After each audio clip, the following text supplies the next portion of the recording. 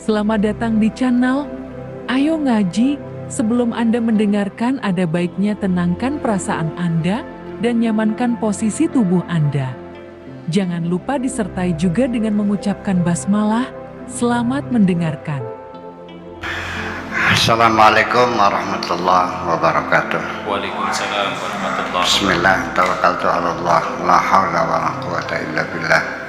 Asyhadu an la ilaha illallah wa asyhadu anna Muhammadar Rasulullah. Allahumma shalli ala sayyidina Muhammadin wa ala alihi wa sahabatihi ajma'in, amma ba'd. Al-Hikam ini sebetulnya sudah banyak di antara teman-teman kita yang mencoba untuk menerjemahkan ke dalam bahasa Indonesia.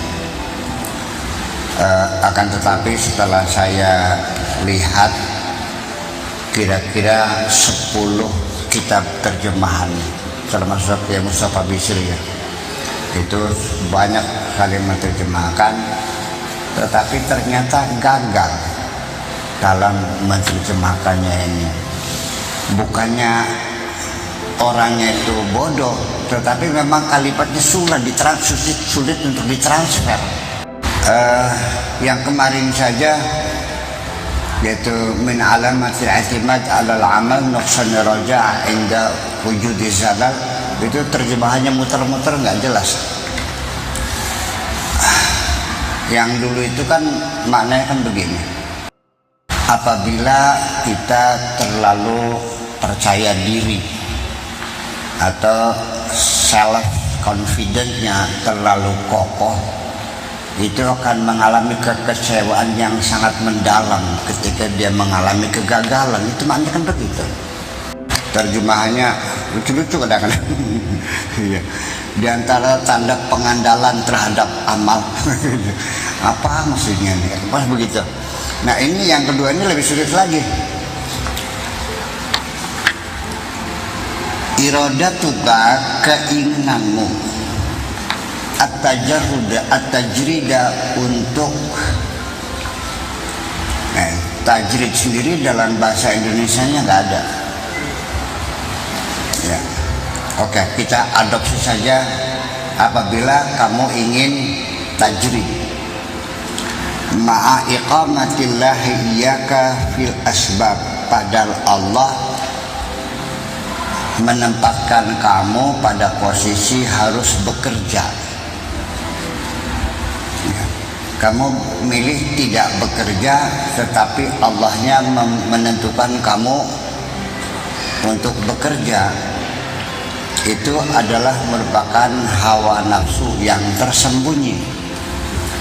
Tetapi sebaliknya, ketika kamu ingin bekerja keras, padahal Allah telah menentukan kamu suruh santai saja, ya, itu termasuk rendahnya cita-cita, menunjukkan rendahnya cita-cita. Kira-kira begitu bahasa Indonesianya. Tajrid itu adalah satu sikap hidup seseorang yang ingin beribadah kepada Allah secara mumpuni, tidak mau disibukkan dengan urusan-urusan tetek bengek di alam dunia ini. Sedangkan maqamul asbab itu ya maqam kengelan. Jadi ya maqam kengelan itu artinya kita hidup harus bekerja keras. Mengapa demikian? Kata peribahasa, di dunia ini tidak ada yang mustahil, tetapi juga tidak ada yang mudah. Artinya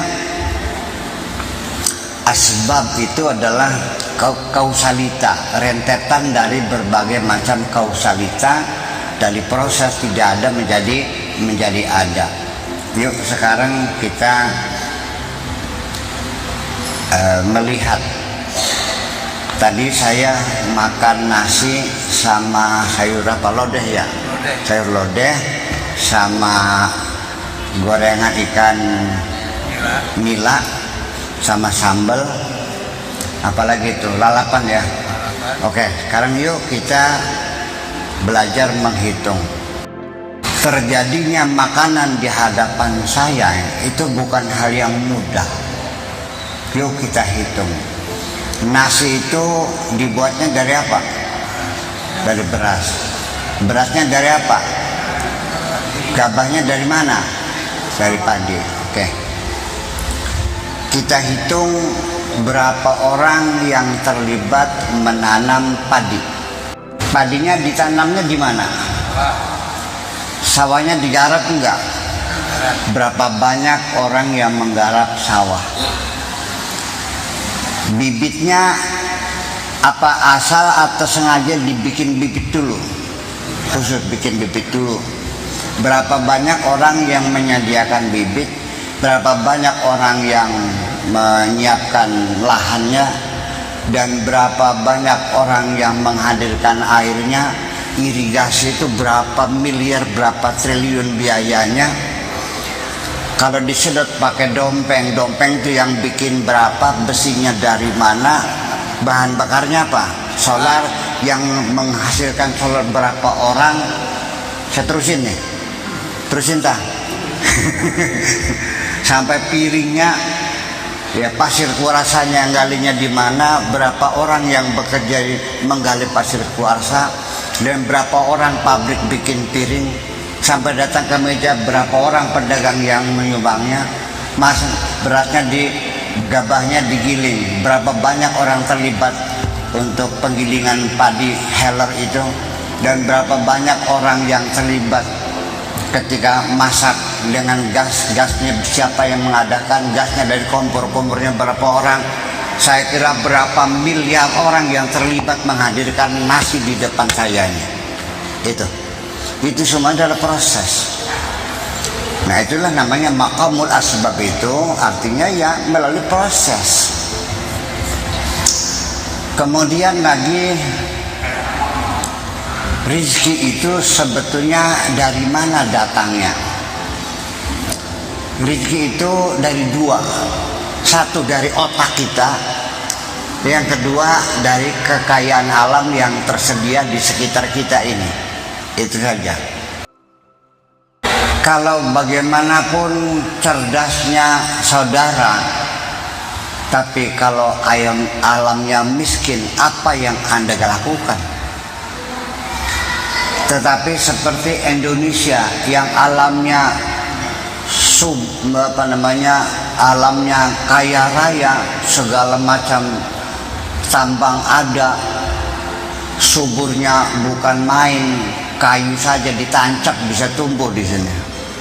Tapi otaknya bodoh, jadi rezeki enggak. Ya, tetapi sebaliknya, ketika orang punya otak, sekalipun alamnya miskin, mereka bisa makan dan bisa unggul. Tetapi alamnya kaya raya, otaknya goblok, ia melarat. Yang lebih hebat yaitu alamnya kaya, otaknya encer. Seperti Uni Soviet, seperti Amerika, seperti Eropa. Jepang itu termasuk otaknya encer tapi alamnya miskin. Singapura itu otaknya cerdas, alamnya miskin. Ya, itu. Tetapi itu semuanya adalah diproses. Asbab itu adalah hukum kausalita. Hukum kausalita itu adalah sesuatu terjadi ya dikarenakan oleh yang lain. Yang terjadi namanya musabab, yang menjadi penyebabnya namanya musabbib. Hubungan keduanya adalah sabab. Ini kita bicara demikian ini artinya bahwa dalam kehidupan sehari-hari, mari kita pertanyakan, apa betul peribahasa yang mengatakan kalau pengen kaya ya harus bekerja keras? Pernah dengar nggak? Kalau pengen pinter ya harus belajar, betul gitu? Kalau pengen sembuh ya harus berobat, betul? Sekarang apakah setelah orang itu bekerja keras lalu pasti kaya? Nah, lalu apakah orang yang hidupnya santai-santai saja itu miskin? Oke, kita balik sekarang. Ada enggak orang yang bekerja keras tetap miskin? Ada. Ada enggak orang yang santai-santai saja tapi kaya? Jadi ada hubungannya kekayaan dengan kerja keras? Ada hubungannya enggak? Kalau ya ada, akan saya tuntut nih. Kenapa tukang nyekop pasir di kertas maya yang berkeringat seharian, kenapa nggak ada yang kaya? Sebelum lanjut mendengarkan, kami sangat berterima kasih bila mana Anda ikut serta mendukung channel kami dengan cara like, komen, dan subscribe. Terima kasih dan selamat mendengarkan kembali. Kenapa Tommy nggak kerja apa-apa dia kaya? Itulah makanya jadi kita lagi berbicara tentang bagaimana perputaran rizki ini sesungguhnya. Kalau kita kembali merujuk kepada teks-teks agama, maka bunyinya seperti ini: innallaha yabsutu rizqa li'ibadihi man yasha wa yaqdir. Bahwa Allah itu membagikan rizkinya kepada siapa saja yang dikehendakinya dan ditakar. Sehingga maknanya kalau rizki itu dibagikan oleh Allah, jadi apakah rizki itu dicari atau datang sendiri? Nah inilah nanti sebelum kita masuk kepada inti makalah ini, kita mesti mempertanyakan. Pertama kali kita harus pahami bahwa tidak ada hubungan antara bekerja keras dengan kekayaan. Saya pernah menanya orang kaya yang dulunya tukang menggembala kambingnya nenek saya. Ketemu terakhir di Subang, dia sudah punya sawah sampai 80 hektar. Dari penggembala kambing sampai jadi juragan, kan sesuatu yang mengagumkan. Dan ketika saya tanya, ceritanya bagaimana kamu bisa jadi kaya? Jawabannya begini, bahwa saya ini, harta saya ini bukan hasil korupsi, bukan dari warisan, benar-benar dari perjuangan saya. 20 tahun lamanya saya makan sampai pakai endas petek saja. Bertahun-tahun saya jam 2 malam pergi ke sawah. Dari mulai menggembala kambing, menggembala sapi, beli sawah, bikin rumah.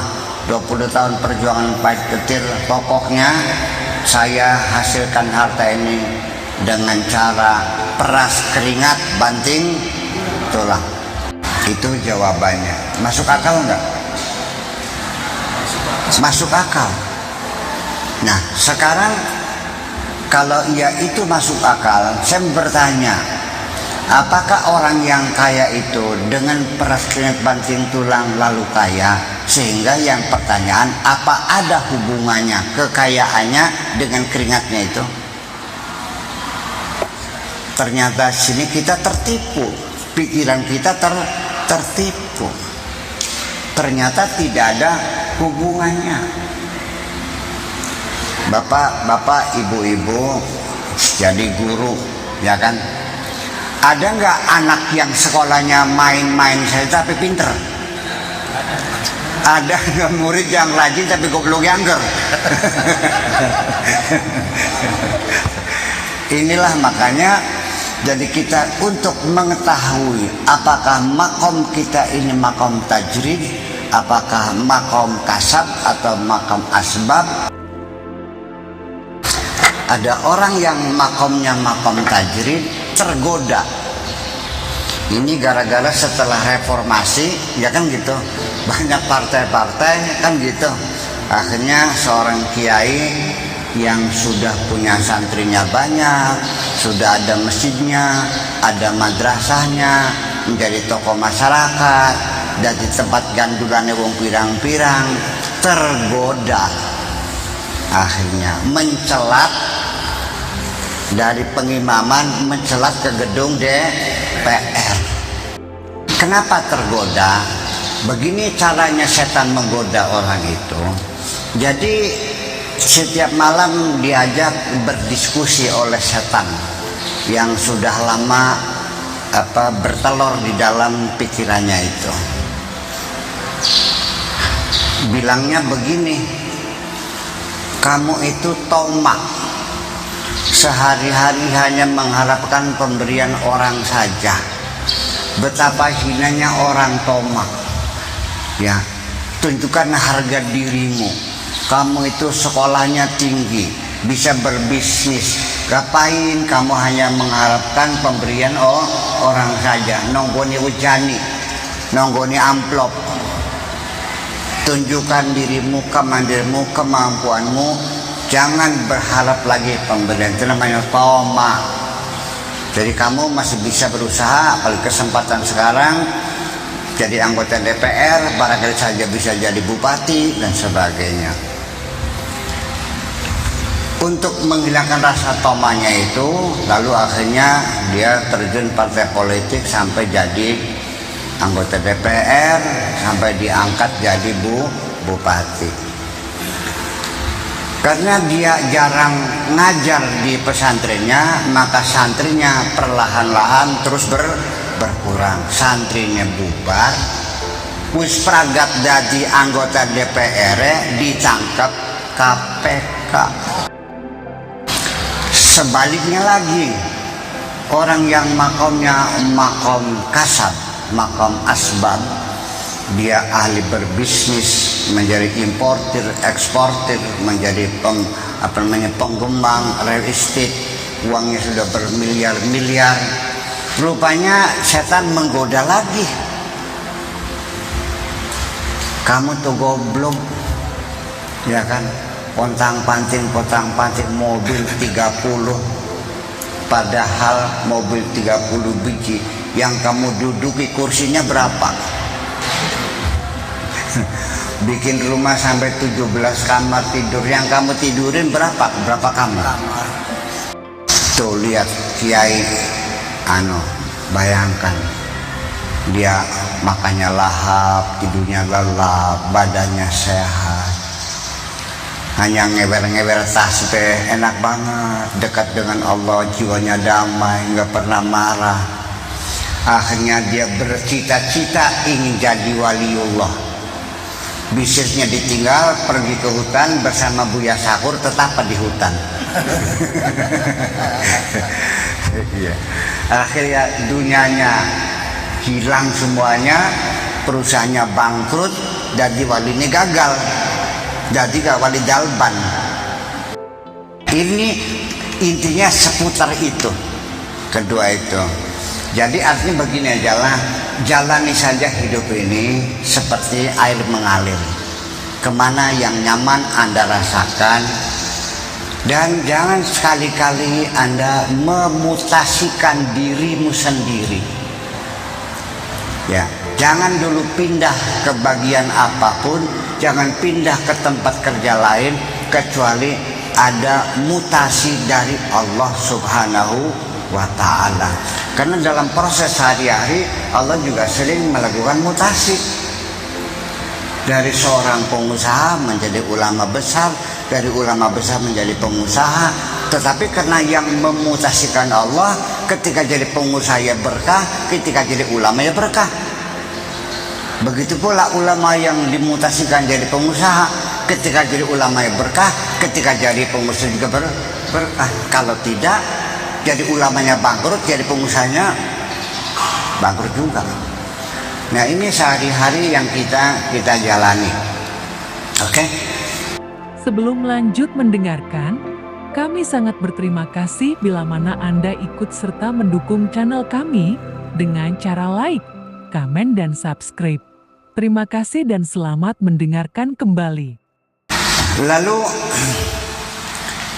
kita ingin mencoba menjelaskan makna tajrid yang lebih mendetail lagi, bahwa tajrid itu artinya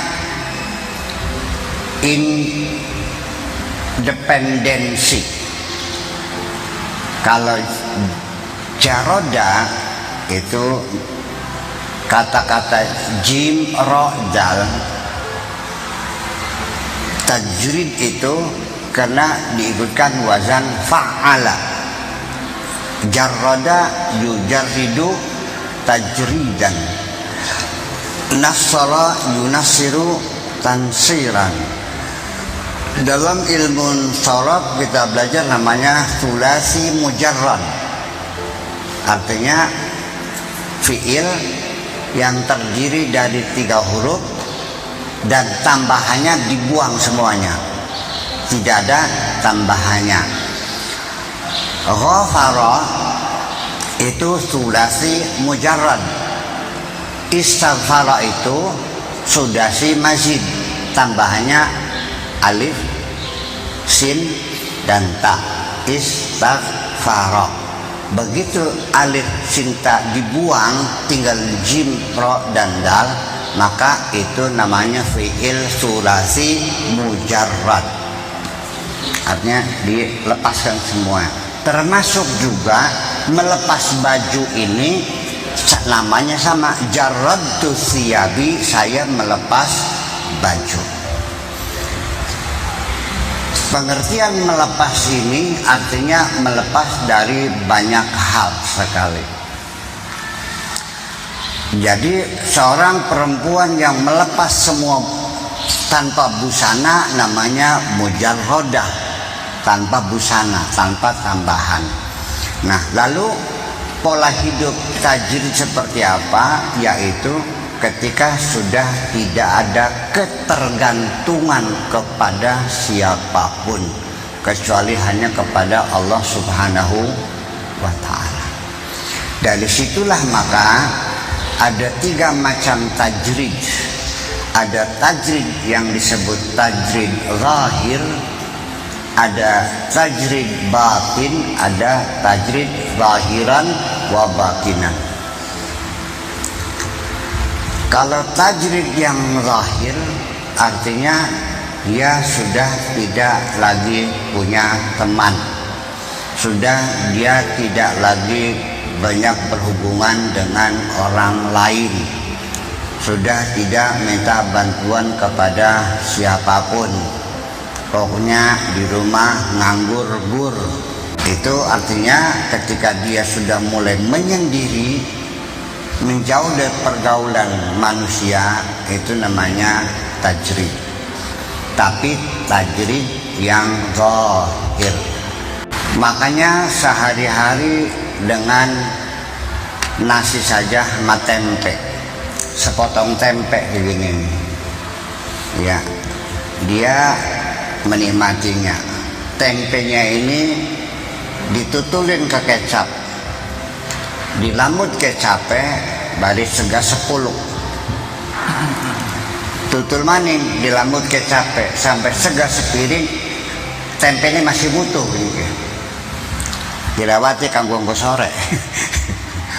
Sehari-hari seperti itu, atau sama kerupuk saja makannya, dan dia tidak pernah berkeluh kesah. Itu pun sudah disebut tajrid, tapi tajrid yang zahir. Nah, apakah itu hebat? Ntar dulu. Yang hebat tuh kalau tajridnya tajrid batin, artinya bukan fisik yang melepaskan segala hubungan, tapi hatinya sudah tidak lagi bergantung kepada siapapun kecuali kepada Allah Subhanahu wa ta'ala. Ini makam tajridnya. Betapapun dia mendapat kesulitan, dia sudah tidak lagi meminta pertolongan kepada siapapun, hanya minta tolong kepada Allah Subhanahu wa ta'ala. Ketika dia jatuh sakit pun dia tidak pernah mengundang dokter, dia hanya minta disembuhkan oleh Allah saja. Dan dia tidak pernah bercerita, berkeluh kesah kepada siapapun tentang kesulitan-kesulitan yang dihadapinya. Setiap orang bertanya, bagaimana Pak Haji? Alhamdulillah. Sehat, alhamdulillah. Sudah makan belum Pak Haji? Alhamdulillah. Tapi lama-lama itu makin kurus, makin kurus. Tetangganya di sekitar pasar itu memperhatikan, makin pucat, jalannya sempoyongan. Sehat, alhamdulillah. Ini cerita saya Abdul Hasan Asaduli. Sampai sempoyongan, sampai dia terjatuh pingsan di tengah jalan, dikerumuni orang, diotong kerumuni. Bagaimana, sakit apa? Alhamdulillah. Sampai para aulia seluruh dunia pada datang menyambangi, dari Irak, dari Mesir, dari Syria, dari Lebanon datang mendoakan dia. Ya mungkin ada yang baca tahlil, baca surat Yasin. Dianya hanya diam saja. Ya udah, makasih. Rupanya ada seorang waliullah yang jengkel juga melihat Syekh Abdul Hasan cuek aja tuh. Akhirnya dia tanya, saya doakan berhari-hari, amin kek, iya kek, kok diem aja sih? Saya kan jauh datang sini. Dijawab, yang menyuruh kamu mendoakan saya siapa? Aku tidak pernah minta doamu kok. Jadi sampean nggak pengen sehat? Enggak juga. Apa sampean pengen sakit? Enggak juga. Maksudnya mana? Ya saya mah terserah Allah aja. Dikasih sakit saya terima, saya tidak minta sembuh. Ketika sembuh saya nggak minta sakit, terserah Allah saja. Saya sakit, yang penting kalau memang Allah senang melihat saya sakit, sakit adalah pilihanku. Kalau Allah senang melihat aku sehat, maka sehat adalah pilihanku. Aku tidak memilih, aku hanya menjalani apapun yang Allah tentukan untuk diriku ini. Jadi itulah tajrid yang sesungguhnya, batin itu seperti itu. Lalu bagaimana?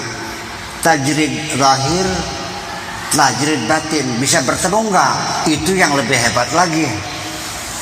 Sebab belum tentu orang yang tajrid zahir itu batinnya sudah tajrid. Masih tetap ada kaitan-kaitan, masih ada harapan-harapan. Untuk ini ada cerita lagi. Dapat ikan 4 yang diambil 1, yang 4 bagi-bagi buat orang di desa. Besoknya lagi dapat 20 yang diambil cuma 1, cukup sehari 1 juga, yang lain bagi-bagi. Nah, salah seorang muridnya itu lama berguru dengan dia bertahun-tahun. Nah, lalu pada akhirnya si murid tadi ingin meneruskan pendidikan spiritualnya kepada mursyid yang lebih hebat lagi, meminta izin, lalu dikasih izin silakan, lalu bertanya di mana mursyid yang lebih hebat lagi dari sampean. Oh ada. Di mana? Di sana, di Syam. Syam dulu itu Syria, Lebanon, Palestina, dan Yordan itu adalah wilayah Syam namanya. Di Lebanon di situ. Berangkatlah dia itu mencari, namanya katakan Syekh Abdullah, mencari di kota itu. Nggak ada yang tahu Abdullah waliullah, nggak ada yang tahu. Nggak ada wali Abdullah di sini nih.